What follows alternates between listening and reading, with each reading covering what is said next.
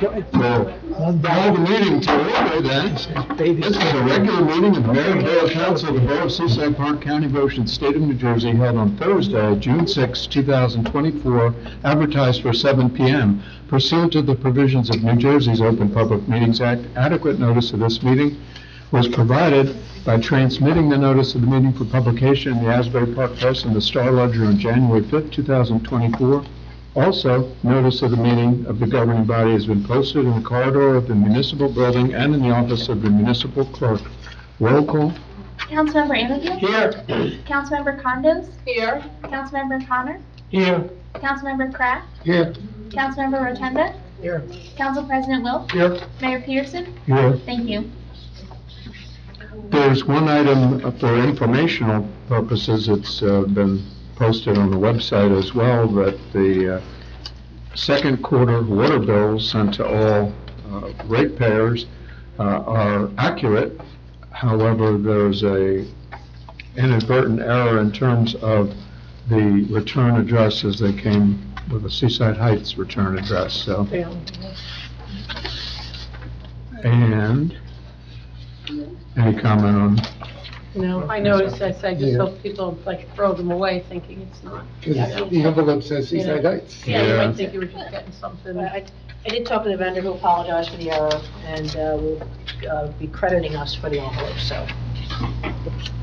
So you made money. Until everybody pays it. Right. That's when everybody pays the bills. It says I paid it to Seaside Heights. No, the return address was the Seaside Heights, it was just the envelope they sent it from. Yeah. We don't give them a return envelope. Anything else then on that?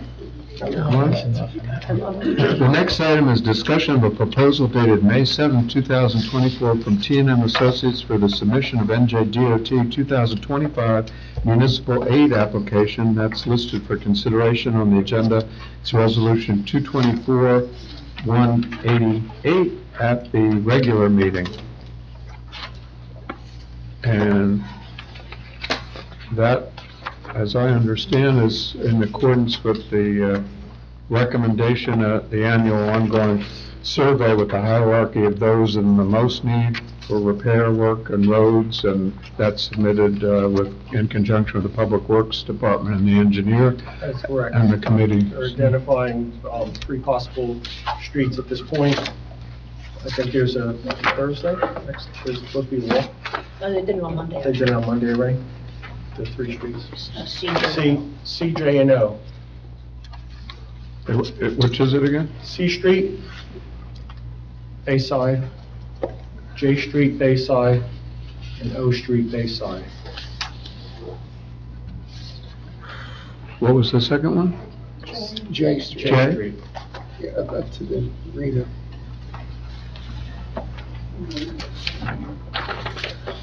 Any other questions, comments on that item? If not, the next is a general discussion, Borough Code, Chapter 303, Section 303-11, entitled Mobile Vending Unit Regulations.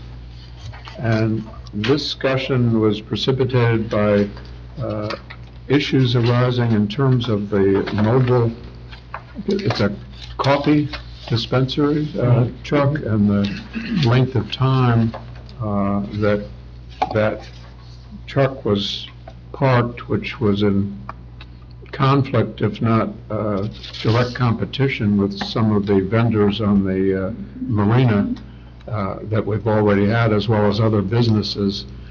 And I think it's reminiscent, and maybe, I don't know if Steve's office was involved back then, but those that may recall back in time, there were issues that had arisen in the past with ice cream vendor trucks, and the complaints that had arisen, they were at the end of street ends and just sitting there parked and not moving on.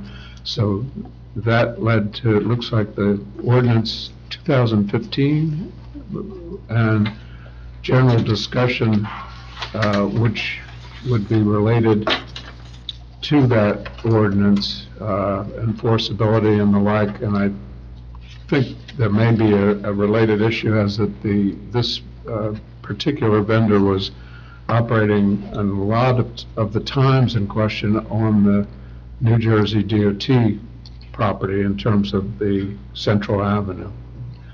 So I don't know everybody's thoughts, comments. I know, I don't know which attorney was involved for you? I don't know if that We was, drafted this ordinance Okay. back in 2000,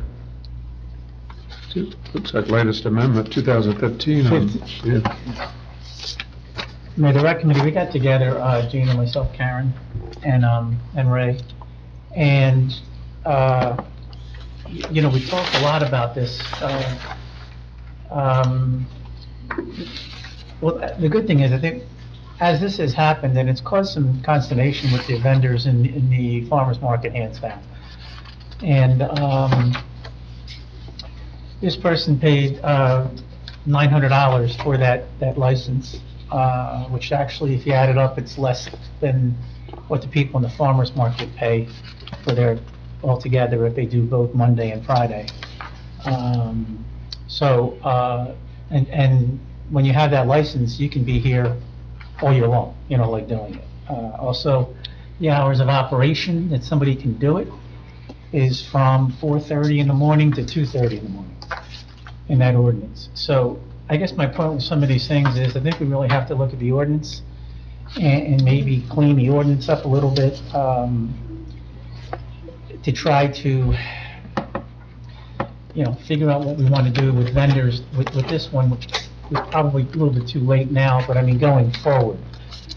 There's also items in that ordinance that says, the person, and Jim, you can help me out if you want, that says, if they pull up at a site, and sometimes they're in front of our commercial establishments too, not just the farmer's market. If nobody purchases anything within 5 minutes, they have to move. And if somebody purchases something, this is what the ordinance says, and then if nobody comes up within 3 minutes, then they have to move also. So, there's a lot of things here to look at, a lot of things to figure out. And I think the good thing is, I think this has come up, but it allows us to really try to clean this up a little bit and figure out what to do going forward in the future for vendors such as this. Some of the other towns I looked at, I don't, Karen, I don't know if you did, but some of the other towns charge a lot more for these type of licensures, and have more, I'll call it more restrictive distances of where they have to sell with respects to other commercial, like schools, when you read it, I mean, like, you know, schools and other businesses in town, and particularly Seaside Heights is very strict because of the boardwalk and things like that. So, I'm being long-winded here, but we really have to sit down and figure it out. Mr. Mayor and Mr. Councilman, we also, that brought to mind that we like to change the hours of our farmer's market. Yes, we did that, yeah. We want to start at 8:30 instead of 9:30. And they're going to be starting at 8:30. Okay, good. I'm sorry, thank you, yeah. They're going to start, Joe, to help, you know, calm the situation down. We said it'd be a nice idea to have the farmer's market start at 8:30 instead of 9:30. It used to be 10 o'clock, 7 or 8 years ago, and then it moved to 9:30. And when you look at a lot of the other farmers markets around, it's like 8 or 8:30. So to help those vendors in that farmer market, they're going to be able to start there at 8:30 now. So, Yeah. we're happy So about that. that's coming up, Good. right, Karen? Then we'll Tomorrow. jump- Tomorrow's Friday. Tomorrow's Friday. Yeah. They start at 8:30. Yep. Anybody push back on this anything, right? No, just that they won't have, they've been pushing since earlier. They always wanted it. They wanted it earlier. Yeah. That's the backup, if somebody is, Yes. I spoke to that young lady, and she had applied for a spot at the farmer's market, and they already had 2 coffee vendors. She came down over the winter, researched the ordinance, paid $900, fixed up her thing.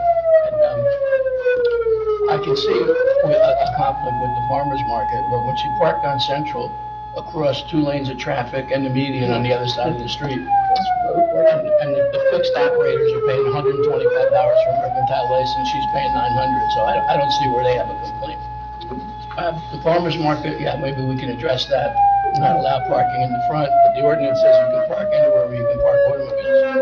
So that's something we have to address. I personally think there's a lot of things in there we gotta address in this ordinance. I told the girl after she talked to me, I said, park down by my restaurants, and that's what she did Saturday and Sunday. and she was very I busy. saw her down, yeah. She was very busy, she was away from the farmer's markets. Good, that worked out, good. And we can do some good things with this and fix this up a little bit. It's just gonna take some time to figure out, and then what the suggestions would be. The good thing about it, Joe, we got the farmer's market, 8:30. 8:30 is good. That That helps. That helps. Helps a lot. That calms them down a little bit. Yeah, put the Yes. fire out for a Yes. while, yeah. Yes, They were upset. yes. I think we talked about too, we're not trying to quell No. the business. I think, it's very entrepreneurial and we should probably, not penalizing. She did it within everything that was permissible. Oh, yeah. We spoke, was all to the good. chief about, enforcing and stuff, and I mean, I don't think her intentions are bad. So I No, think we it's- just have to look at, I agree with you, the hours for the mobile for these particular things are probably way too broad than they need to They're be. very broad. But other than that, I think you mentioned all the other stuff we talked about. That's good. Does she offer any special kind of coffee that's not available at the other? Yeah, she's got about 15 different kinds. So Espresso, that is- cappuccino, all the other stuff. She's got like a $10,000 machine, so. And I think that might be something we also have to talk to Joe about the farmer's market. I don't know that there necessarily has to be a limit on the number of types of vendors. I mean, you don't say, well, there only could be one produce vendor there. I mean, in fact, I went the other day and there were no produce vendors. There was selling everything else, but there was no produce to be purchased there that day. So, and there was no coffee either, ironically. No coffee. There you go. No coffee and no vegetables I got that day. She wasn't there. Is it Wednesday? No. She wasn't there. Yeah, Monday morning, Monday? yeah. She wasn't there. Yeah. So, Thank you for the summary, though, I think that Did I cover? captured, Yeah, captured all the did things that cover we it. talked about. We covered what we talked about, absolutely. so in terms of the future committee research, should we keep in place those that just started this work and dug into it? Is that a? I think we should, I think we so. sunk our teeth into it for the first time, and I think maybe we should regroup and, because I read a couple of the other towns, what they do, I mean, some even have a limit, and like 5, and if 7 apply, then they put it out to the highest bidder. So, I mean, I'm not saying we do that, but there's certain things we need to look at. Yeah. Yeah, there were some lessons learned that it brought to attention. Yeah. One of which was also that none of us on the council actually even knew the permit had been issued. No. And so when people asked you, it was like, I don't know. Yeah. But we had all the right information to give the answers. So Yeah. that was the good part. So let us, kick this around more together, all right? Is that good? And then we can, all right? Very good. Thank you. The next item for discussion, and there's a follow-up letter from RVE Engineering related thereto, and it's a discussion about a concept for one aspect of a overall mitigation plan. It's, for want of a better term, entitled Bayfront Sheathing Project. And that came about, there was a lengthy exchange of ideas, proposals, background that occurred between the Bayfront Committee of the governing body and the advisory committee, who brings to the table a lot of expertise as well. And obviously, it's recognized that the particular issue being addressed is multifaceted and entails being looked at and attacked from a number of different perspectives.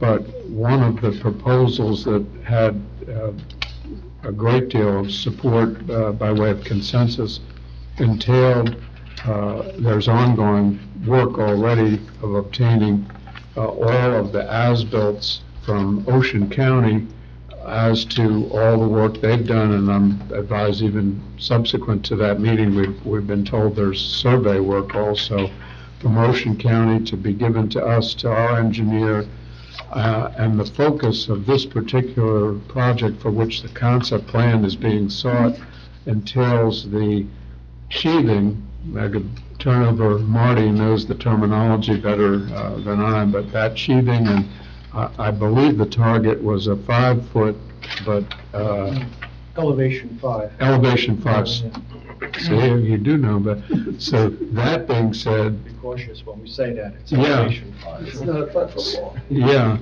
so I believe thereafter, one of the members of the committee, and there's a lot of degrees, a lot of expertise on that committee, and he happens to be an engineer as well, and there's a chart there with projections of each and every flood event that has occurred, and unfortunately, as we all know, the worst 4 flood events that occurred since Sandy all occurred this last fall-winter season, and he has the projection of what the height of that particular wall sheathing would be versus where the flooding effects would go.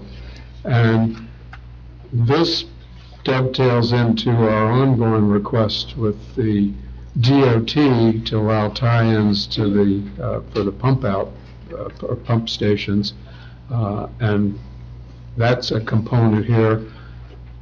The other aspect that is proposed of this project will entail utilization or moving some of the storm drains, retiring a few of the storm drains, and again, it depends on what kind of permission that the DOT may give us. So that's, I don't know, Marty was at that meeting, and Joe, if your recollection, expertise, this is just one part of it.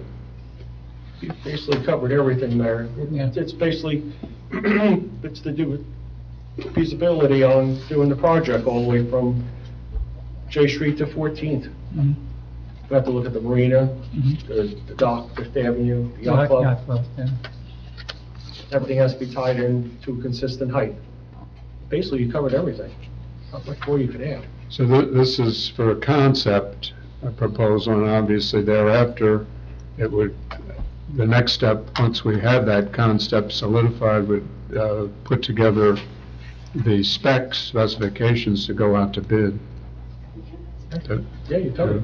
I have a question. So all the other stuff that we've done that we were waiting on, all like these various approvals, this doesn't conflict with that? Like, is this in conjunction with the other plans?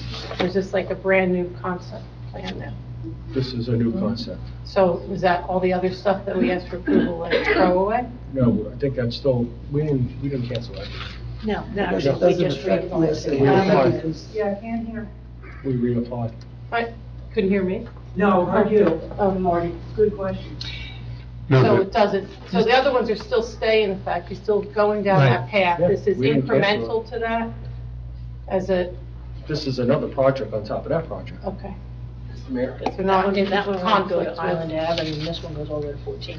okay. To hopefully try to mitigate it a lot quicker than potentially what the other project would be, and then, but that doesn't throw the other project. And it doesn't, you still have to get those same approvals? No, that was one of the Okay, so benefits. that's the benefit, No, that's that's- the key Yeah. difference. We're hopeful that this project would only entail Ocean County Soil Conservation District and Ocean County. Perfect. And to a certain extent, we say DOT, but that's as to the tie-in for the pump stations. Okay. It's not their road, and if Ocean County is a participant in it, they would naturally Okay, so then, give a permit. that's the big differentiator, then that probably should, It's hoped Big, that right, this would Yeah. expedite, this project could be Right. fast-tracked. That's, Right. it sounds like it would not involve any permitting from the Army Corps of Engineers and perhaps the DEP. that's It's what in the hope is, That's what we're yeah. trying to do, Okay, right? that's what I read into it when I. Yeah. When Looks we like get a the- fast-moving When we get the plan. conceptual, Yeah. can I make a suggestion that they do an artist rendition so that people know how big that wall is actually gonna be and how the road is gonna be raised, so it mitigates the effect of that wall? Let everybody see it. You said 5-foot elevation. No, elevation 5. What's the maximum? No, it's not 5 height foot of- tall. No, I know that. I already made that mistake. I realize that. So what would be the maximum wall height, then maybe 3 feet? I can't answer that without the plans. I asked the question, but we're changing so many, we have the 14th Avenue, 12th Avenue, we're doing all of that, so there's. Yeah, the roads. It's the road, some of the roads we are raising already. It depends on where you are. I don't know what the maximum height's going to be. Okay, In all fairness. thank you.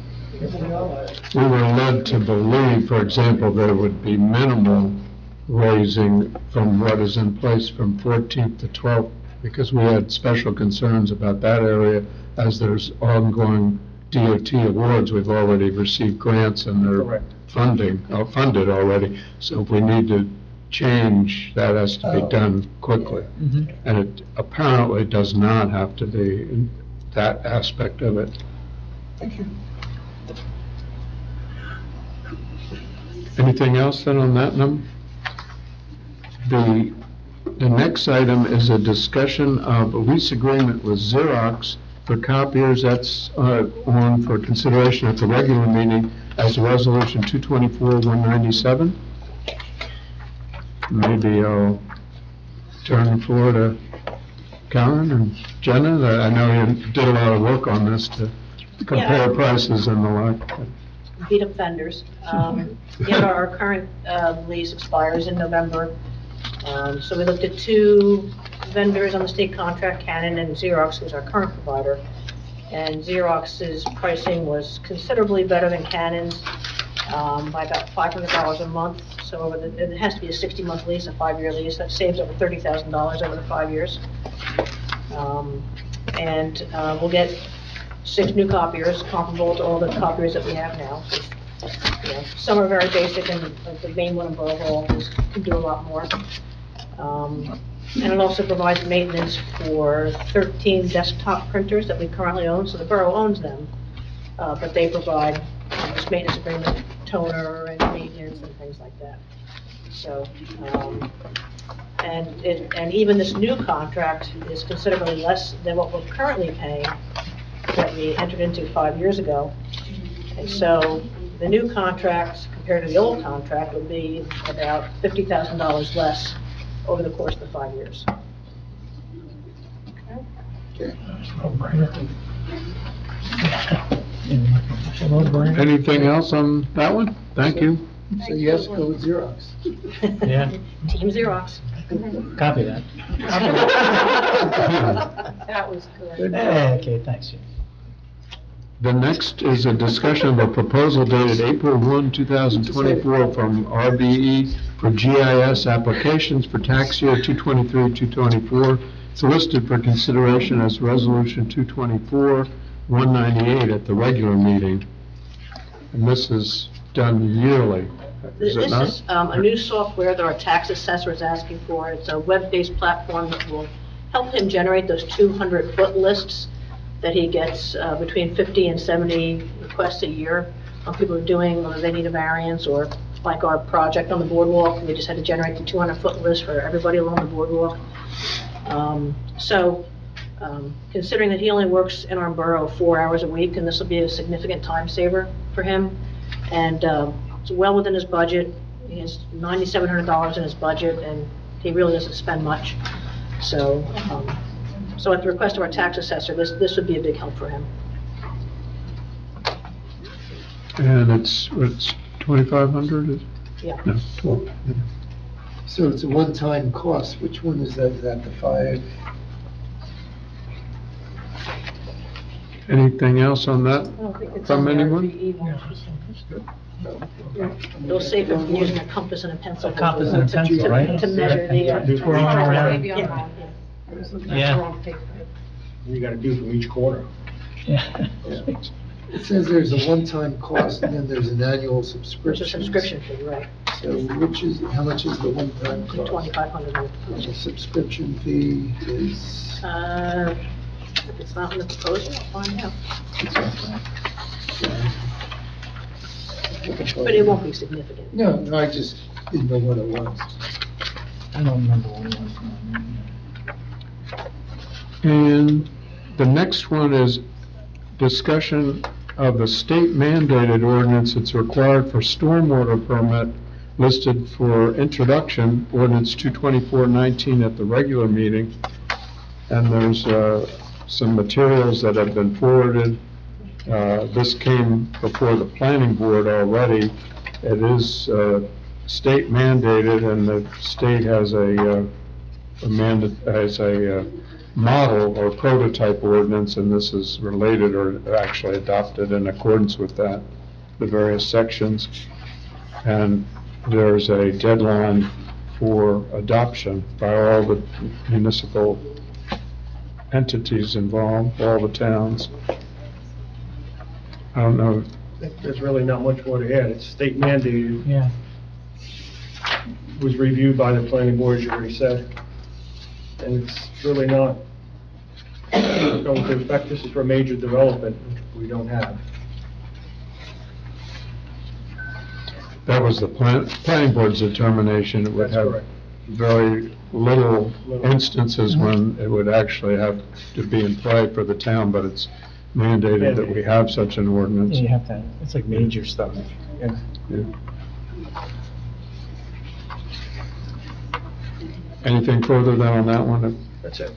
If not, the next is on for discussion only. It's got some sample ordinances from other towns, and it arose with some issues. Several homeowners and property owners had come before the governing body recently and asked that we review this situation, consider it. It entails some limitations or regulations in terms of time for rentals, and in particular, it's, some of the towns even call it Airbnb regulations. And you see the variations of how some towns have approached it. Some have different seasons, some have different weeks or weekly or 2-week minimum, and some talks of time of the year minimum. It arose, and I know one of the borough family, there were some issues that someone said problems can arise with someone, even a homeowner. It's not necessarily a rental, or it's someone that has rented. In accordance with the current regulations, they have a rental CO, but whether they're absentee, they're just not there, and some of the groups that are renting have created problems. So I just offer it for everybody's comment, and some of the people that have raised the point wanted to make sure that we, again, deliberated upon this. Would this fall under the guidance of one of the existing committees, or is this something that all of us as a whole would need to, like, look through all of this and come back to a work session? I don't know, like, what committee would that fall under? Probably. Could be a little bit of a couple. Well, that's why I'm wondering, like, who needs to meet? I think it'd be yours, right? Recreation? That's How's recreation. I don't think it's. There might be recreation going on inside. Getting a fee from Wait, these. I got my official sheet here. Me too. I would think it's land use. Oh, I think land use, which is what I mumbled under my breath. Yeah, I heard you. But yeah, I know. No, Marty is. Yeah, That's you, Marty. all right. I mean, okay, if that's who it is, then I guess they should take that, but, You're on the committee. yeah, I know, the committee, I just wanted to. And we could perhaps even have the planning board weigh in with the pros and cons. I've heard arguments both ways. Yeah. So it's. I think that's a good suggestion. We'll print it out. for planning board. Yeah, let them look at, these are some, we had 3 towns, or 2, I don't, Red Bank had Red Bank, one, yeah. Point Beach had, Beach. yeah. Red Bank, Red had one, yeah. Most of the barrier islands have a short-term rental requirement of at least 7 days. They don't want weekend renters to rent a house and have big parties and leave, so they require a minimum of a 7-week term. 7 day. A 7-day term, I apologize.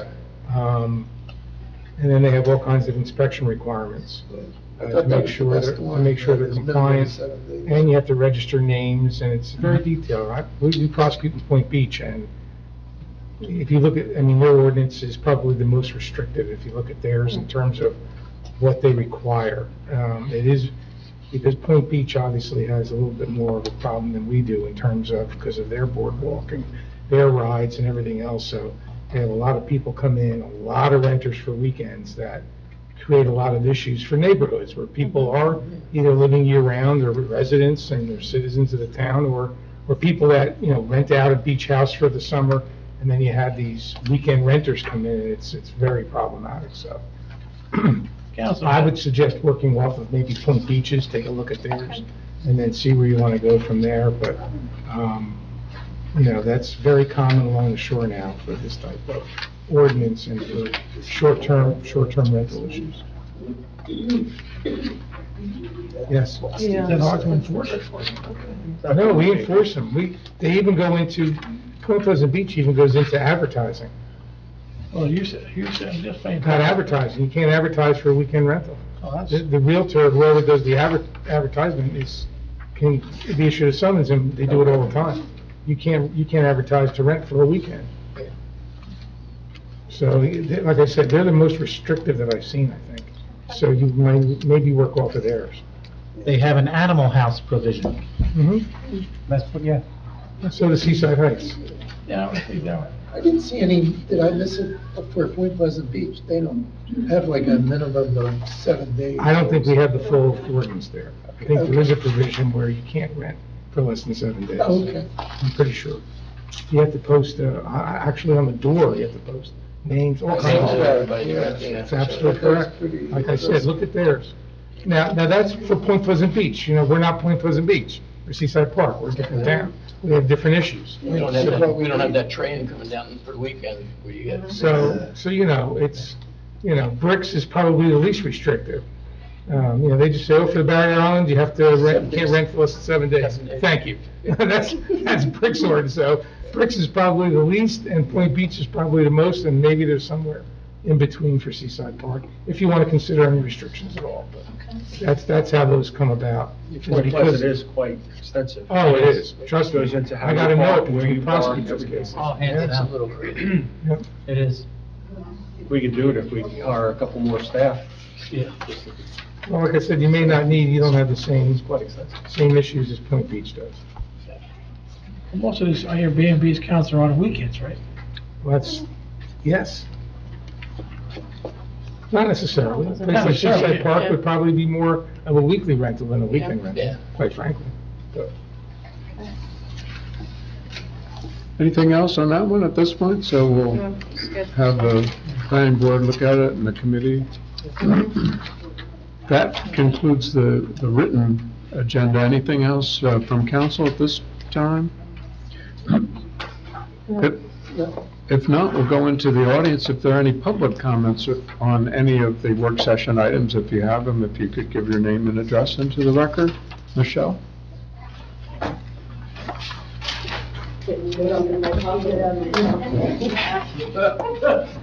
Problems all over.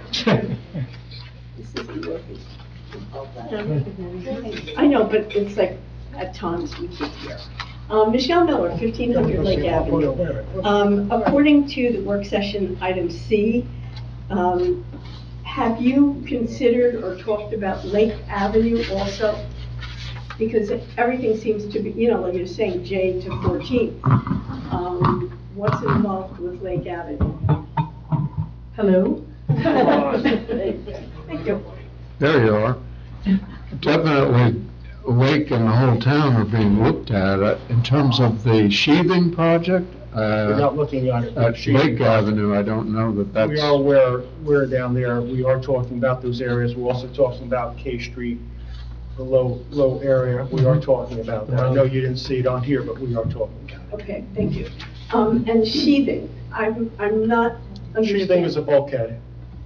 Okay. My next question is, how much control does the police department have to monitor if the neighbors are complaining about noise and staying up late? Because I remember when marijuana was a big deal, unless there was a problem or somebody from the house asked, they weren't allowed to enter the property. So what would happen with Airbnbs? Airbnb, we had issues over Memorial Day weekend. The neighbors called, that gets the police entry onto the property. The officers were telling me, actually, I guess these homeowners had cameras set up so they could watch their renters, and the first thing the kids did when it showed up was pull the plugs and turn the cameras. That's when probably the homeowner probably should have called us to do a check on the house, but they didn't. The neighbors ended up calling the police, and the neighbors were not happy. I could also say that the officers responded, they got the names. I'm not sure if my guys issued tickets, I'm not sure how old the renters were. They 18 per borough, but code department did call us to get copies of all calls of service. So I know code must be also tracking it and doing something on their end, so. Okay, thank you. Thank you, Michelle. Yes, Mitch? Kurt? Sorry. Gertrude Martin, 312 North Bayview Avenue. Just on two matters that you've discussed. One was changing the hours for the Marina Farmers Market. Thank you so much. I think it's marvelous. I do. I live across the street from it. I'm not as close as other people who might object, but I think it's fine. Everybody shows up early and asks if they can buy, and people have to say no. Yeah. And it doesn't affect for that minimal of time. The second thing is also the Bayview bulkheading. When they're talking about bulkheading, the county has not kept up the bulkheading that's already there. It's really a disgrace. And I don't know who's looking at the lawsuit if a child falls into the metal partitions that are like this now, and they are apart. I also, you've all lived in town in the winter, but one winter we were here and renting on Bayview when our house had no electric because the electric company didn't keep up with the wires and they fell down. The water that hits that bulkhead, literally, hits the houses. How far out is that bulkhead going to be? Not up to the curb, I would certainly hope, because then you've given up everything, like they have already. Marty? That's exactly where it's going. I'm sorry? That's exactly where it's going. Right up to the curb? Right where it is now. So they're going to take out all the vegetation No, in I we're not- Street? No, that's your, no. You're saying from J south? Okay, well, J is the marina. There is no bulkheading between J and H. So where are they going to put the bulkheading? They're going from the marina to 14th Avenue, Okay, how far out right on the where it is corner of now. I? There is no bulkheading on I. Well, it will be consistent where the curb is now. The curb has vegetation in Yes, it front of does. it. Are You're they correct. doing away with the vegetation? No, but that's the project, the wave dissipation project that we've been talking about for years. We still need something to break the waves. Right, but if you're gonna put the bulkhead up first to the curb, you're already taking away the vegetation. Am I the only one who sees this? We're not taking away anything. Who is? The county? No, we're not removing She's anything. saying, I think. Give me a minute, I'll try to clarify. Okay, We can call on Mitch next if all right, you thank you, I do. No, I'd like to answer the question. Please do. No, what she's concerned about is in front of the curbs today. This is there was a Mitch beach, Appleman, so the most of it, record's clear. There's some vegetation there. Yeah, a lot. It will not be, let's think of it this way. I should get up, if I can Okay. get on the record. Can I go ahead? Yes, go ahead, but I'm not leaving. 10th Avenue, member of the Mayor's Advisory Committee, Citizens Committee. We did have a meeting, and I was going to come up and answer council. And I wrote a letter to that committee. And we read them all, 100%. 27. And I just want to add a little more color and a little clarification. I know you're doing your best, but I got a lot of poking from behind me, asking me questions during the presentation, and I try not to talk, so I'm going to take 2 minutes now.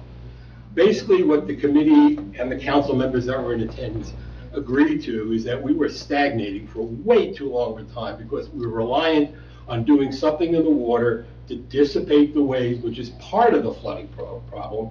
The other part is tidal action that comes up through the sewer system. And statistically, more of our routine flooding is coming up through the sewer system, Not on 8th Street, it's not. along the bayfront in general. Okay, I'm not going to talk a specific Okay. street. Some valves are working better than others, some drains are working better. But in general, the larger percentage of the problem is due to tidal. It doesn't mean that the waves don't mess it up every time we get a storm. But what we agreed to is let's address the things we can address now, which is the tidal, continue to work on wave dissipation, whether it be through the existing project and trying to get it clarified or coming up with another solution. So we agreed that the best way to address the tidal flooding was to come up with a common height for a barrier at the curbside that will prevent and that will improve the valve system. But more importantly, once we come up with the appropriate height, that RVE is going to do the analysis, whether it's 5 feet, 4 feet, 4.5 feet, they're going to do the analysis. Once we come up with the height of the sheeting, they will then adjust the height of the street so that you don't have a big curb to go over. It's all going to be uniform, no one's going to trip. The design of the sheathing will be done more intelligently. I provided some diagrams to Marty of what's been done in Florida, how to do it so it's safe for people, easy to walk over. But the whole thing will be done in concert. Drains, sewers, outfalls, and curbing. Just recently, though, the county, I guess 3 years ago, which is recent when you're considering heavy maintenance as far as drainage, they replaced all of the huge drainage caps that go over up against the bulkhead. They're not working. And to this day, they're covered with seaweed, so nothing from last night's rain can drain. 100% correct. That's part of the redesign. We have to come up So with you're making that higher, so whatever comes over drains to the homeowners. No, that's what I'm trying to, as the mayor pointed out, we're coming up with a plan to be able to utilize the pump stations, have the sewers be able to feed one way or another into the pump stations, so it's not going to come back on the homeowners. It's a concerted plan to basically drain the water that doesn't accumulate in the street out using existing pump stations. That's the concept. To the bay that's already flooding onto the streets. It gets it out. Yeah, I'm not, I don't want to be necessary. I'm just saying that's something that sounds visual safe. helps people. You need something. No, and that is our plan, but. Yeah, that's what I'm saying, you don't have it come yet, out so very it's hard clear to, and right, as to what we're trying to visualize, do, yeah. and they envision a 5 feet high seawall that is not, it will be 5 feet above the base flood elevation, or base water line, which in most cases, what you have on J in that area is 3.5. So it might be as much as another 1.5 feet high, but it may not be that high. RVE is going to determine that. And that will carry that throughout the entire bayfront. I just see it all as a stalling again. I know you're trying, but it's just been, again, it's another Band-Aid on a surgical problem that needs stitches and a lot more. Well, but if it solves the 60 to 65% of the flooding, which is what the analysis has shown, it's a big Band-Aid. It's not a cure, but it's a big Band-Aid. Okay, well, thank you. Thank you, Mitch. Thank you, Derek. Yes, Edie?